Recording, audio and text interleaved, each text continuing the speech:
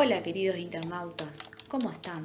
En el video de hoy hablaré sobre un hombre que causó muchísima polémica por los actos que realizó en 1990, específicamente en Argentina. Pero antes de ir directo a lo sucedido, quiero contarles que este es mi primer video que lo estoy haciendo con mi voz. Así que espero que les guste. Si es así, por favor dale al video un like, suscríbete o deja un comentario en la caja de comentarios. De verdad me sería de muchísima ayuda. Entonces vamos directo a los hechos. Se trató de un odontólogo argentino, un hombre de apariencia formal, serio, que no llamaba demasiado la atención. También era muy trabajador y tenía una vida rutinaria. Este hombre, un domingo, decidió asesinar a su esposa, sus 2 hijas y a su suegra, a sangre fría. Lamentablemente, después de estos hechos, un gran sector de la sociedad le daba mucha pena este caso y a algunos le daba mucha gracia. Tanto fue el revuelo que causó que fue la inspiración de libros. El grupo de rock Ataque 77 le dedicó una canción llamada Barredas Way. Me atrevo a decir que bastante repudiable y en homenaje al asesino. También hubo producciones televisivas, como por ejemplo hay un personaje de la serie El Marginal que interpreta al asesino. Estamos hablando de Ricardo Alberto Barreda. Nació en La Plata, Buenos Aires, el 16 de junio de 1936. Se recibió en la Universidad Nacional de La Plata y trabajó como odontólogo. Se casó con Gladys Margarita McDonald y tuvieron 2 hijas, Adriana y Cecilia. En la casa familiar también vivía Elena Reche, mamá de Gladys. Elena era muy amable, dulce, buena con los vecinos. Le encantaba levantarse temprano por la mañana para prepararle el desayuno a sus nietas antes de que se vayan al colegio. A Adriana, la hija menor, le gustaba mucho la música. Tocaba el piano y soñaba con tocar en el teatro argentino. Estudiaba Derecho. Cecilia desbordaba de simpatía. Era extrovertida, transparente y sencilla. Se recibió de odontóloga por admiración y respeto a su padre, aunque luego el muy cobarde la mató. Habían sido asesinadas con una escopeta. En todo el lugar estaba revuelto, excepto la habitación de Barreda, en la cual estaba todo perfectamente ordenado.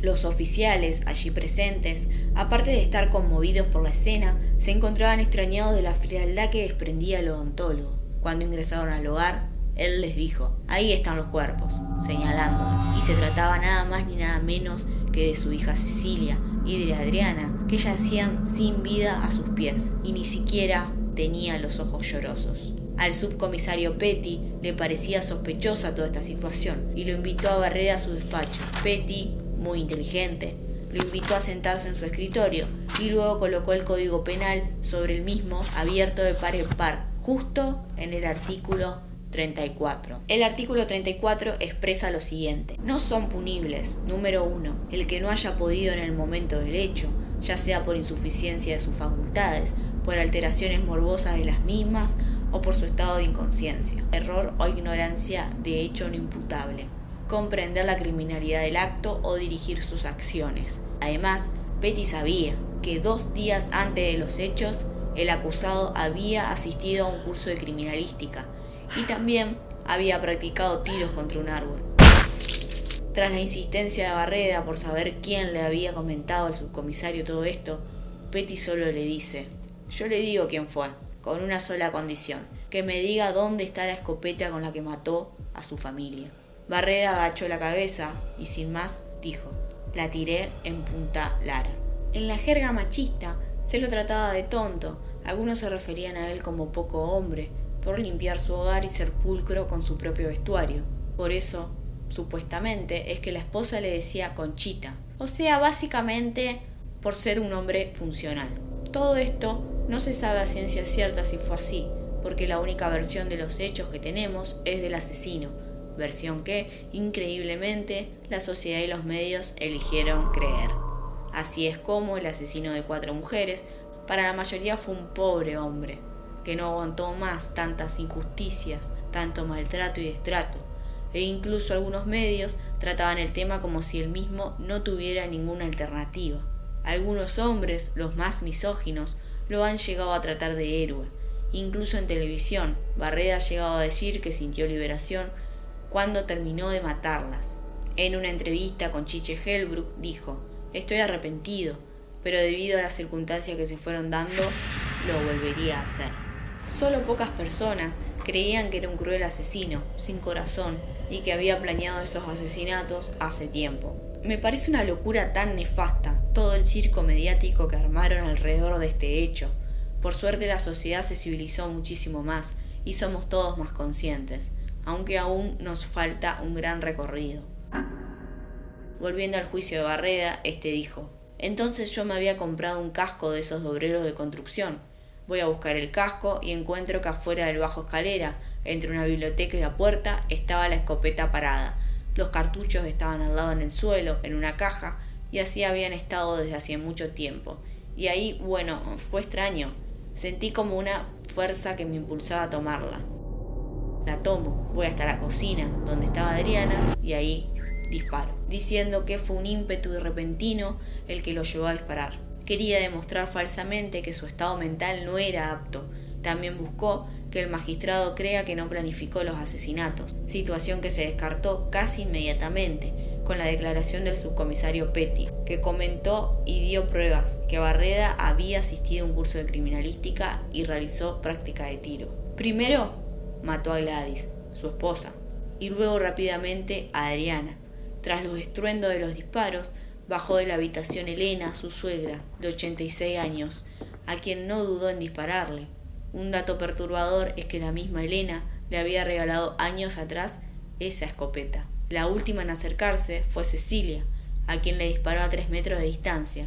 Imagínense ustedes la enorme herida que provocó esa escopeta calibre 1670 en el cuerpo de una joven a tan poca distancia. Después de cometer los asesinatos, sacó los cartuchos del arma y los guardó en el baúl del auto. Al mediodía tomó el vehículo y se deshizo de los cartuchos arrojándolos en una boca de tormenta, a pocos kilómetros de La Plata, y a la escopeta la arrojó en un canal cerca de Punta Lara. También desacomodó toda la casa y tiró muebles al piso. Tenía el objetivo de que piensen que había sido un robo. Luego, aunque no lo creas, fue al zoológico, porque le fascinaban los elefantes y las jirafas. Luego se fue con una de sus tantas amantes a comer pizzas, para más tarde ir al hotel alojamiento. Fue poco después de todo esto que volvió a su hogar. Se encontró con que ningún vecino se había comunicado aún con los oficiales, entonces llamó él mismo a la policía.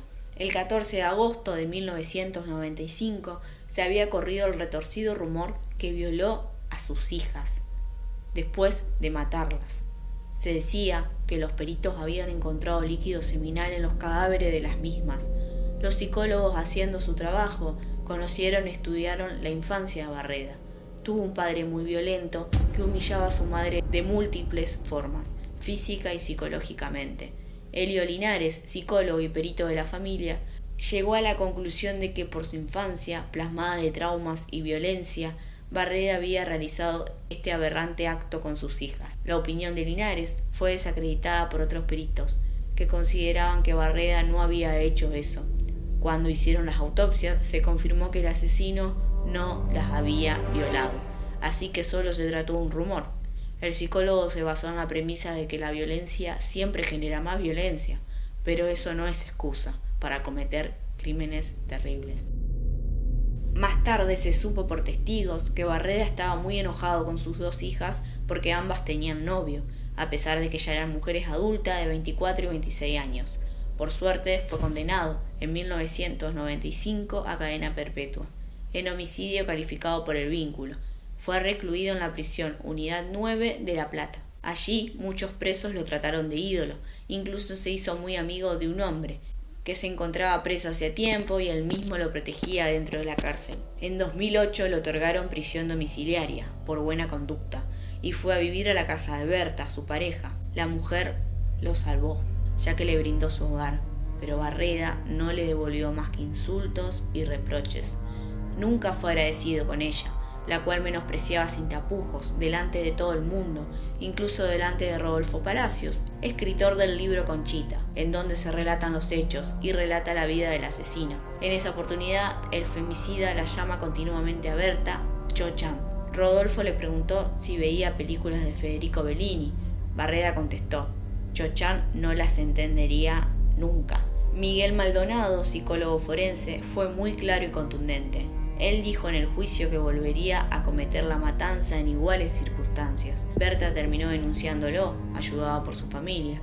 La maltrataba, pero la situación empeoró con el tiempo y nunca sabremos qué más le hizo. Pero esa pobre mujer temió por su vida. La pobre Berta tuvo la suerte de correr los tiempos de ahora, si no quizás hubiera sido la quinta víctima de Barreda. Maldonado continuó: maltrató a la mujer que le dio una oportunidad que no merecía. Lo cuidó, le dio todo, pero él la maltrataba. Le decía Cho-Chan, la trataba de ignorante, la subestimaba, la humillaba, pareciera no tenerla en cuenta para nada. No le escuché ni un elogio hacia la pobre Berta. En 2014 Berta se animó a denunciarlo, acompañada por su familia. El magistrado Raúl Dalto lo consideró muy peligroso para Berta y lo volvieron a encerrar en la cárcel. En el año 2015 Berta falleció por una enfermedad cerebral y al tiempo le volvieron a dar a Barreda prisión domiciliaria, para finalmente, un año después, tener total libertad porque se extinguió su pena. En la calle algunos se burlaban de él y le gritaban Conchita. Otros querían tomarse una foto y le pedían autógrafos. Barreda quería volver a tener en su poder la vivienda en la que sucedieron los espantosos hechos y por años luchó por obtenerla. En sus últimos momentos de vida decía estar muy arrepentido de los asesinatos. Confesaba que le costó mucho tiempo superar esa difícil etapa de su vida, pero parece que no estaba lo suficientemente acongojado, ya que quería volver a vivir en la misma casa en la que sus hijas, su esposa y su suegra se desangraron. Se había aprobado un proyecto de ley para que la casa sea expropiada y se convierta en un centro que reúne información sobre violencia de género. La casa estaba valuada en $350.000, pero nadie nunca la compró. Ricardo Alberto Barreda sufrió en sus últimos años de próstata, demencia senil y vivía conectado a una sonda. El 15 de mayo del 2020 murió solo, a los 84 años, en un geriátrico, luego de sufrir un paro cardíaco. ¿No quedó claro acaso que Barreda era un hombre que tenía un odio intrínseco en su ser, específicamente hacia las mujeres? ¿Cómo pudo ser que la gente se haya tomado esos terribles asesinatos a modo de broma? Voy a finalizar este video con la triste afirmación que aunque este caso es antiguo al día de subido el mismo, hay un gran número de mujeres que son asesinadas a diario. Desde Argentina, Latinoamérica al mundo. Seamos conscientes, despertemos, eduquemos desde el amor. Voy a aprovechar este espacio para decir una simple frase que en su momento los medios no comunicaron. Que descansen en paz Gladys, Adriana, Cecilia y Elena.